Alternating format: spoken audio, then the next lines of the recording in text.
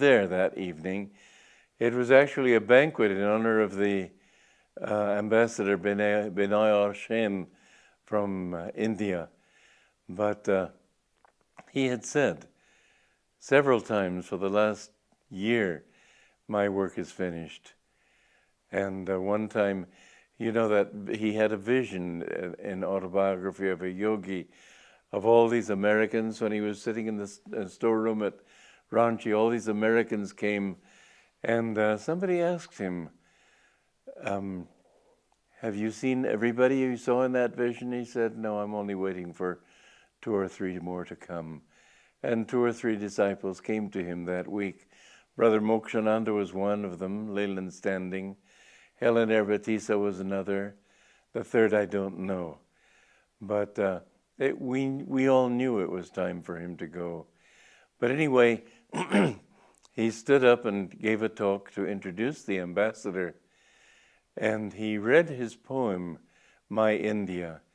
And the last lines of that poem are when Ganges woods, Himalayan caves, and men dream God. Where they dream God, I am hallowed, my body touched that sod. And his breath on the word sod was a long-drawn breath, and he fell to the floor. And somebody said he's fainted, and I'd been writing the notes of his talk, so I hadn't been looking up at that moment. But I said, no, he would never faint. It was too dramatic a way, too perfect a way for a man of his public mission to have gone any other way. He had said long before, years before, he had said, when I go, it will be talking of my America and my India. And he had also said, I want to die with my boots on. And so he died. He was brought to Mount Washington, and we all went in and saw his body.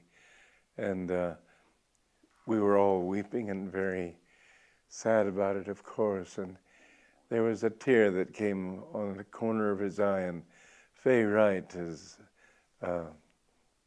secretary and head of the office there, she's now the president of SRF, and she caught that tear with a little handkerchief.